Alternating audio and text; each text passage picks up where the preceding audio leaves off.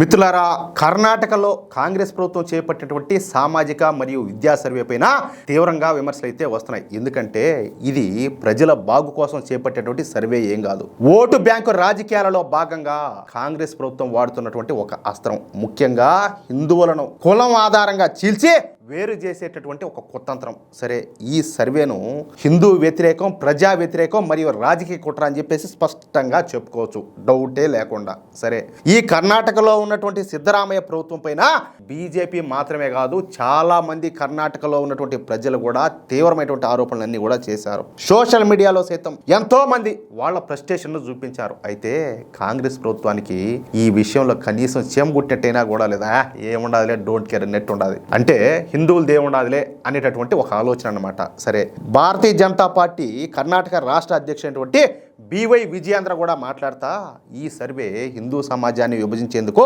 Congress party చేస్తున్నటువంటి కుట్ర అని చెప్పేసి ఆగ్రహం వ్యక్తం చేశారు. అంతేకాదు, ప్రజలందరినీ కూడా కేవలం హిందూగా మాత్రమే తమ మతాన్ని నమోదు చేయాలని చెప్పి ఆయన కోరినారనమాట. ప్రస్తుత పరిస్థితుల్లో ఇది దేశ సమైక్యతకు ఎంతో అవసరం అని కూడా ఆయన చాలా స్పష్టంగా చెప్పినాడు.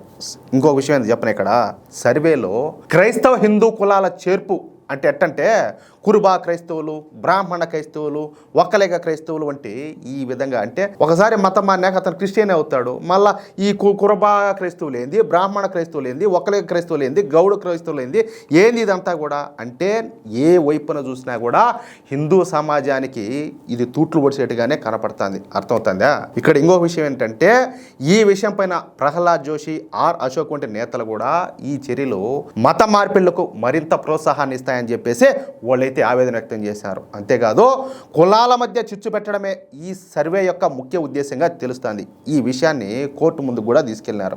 ఈ కేసులో కర్ణాటక హైకోర్టు సర్వేని వ్యతిరేకించలేదు, కానీ ఇక్కడ ఒక కొసమెరుపు అయితే ఉండాలి. ఈ సర్వేలో వాలంటీర్గా పాల్గొనేటటువంటి హక్కు ప్రజలకు ఉండాలి, బలవంతమేమిలే. అలాగే ఈ సర్వేకి సంబంధించినటువంటి డేటా సీక్రెట్గా ఉంచాలా, పబ్లిక్ చేయకూడదని చెప్పేసి కోర్టు అయితే ఆదేశించింది. ఇక్కడ కర్ణాటకలోని హిందువులు తెలుసుకోవాల్సినటువంటి విషయం ఏంటంటే, మీరెవరు కూడా ఆ సర్వేలో ఖచ్చితంగా పాల్గొనాల్సిన అవసరం అయితే లేదు.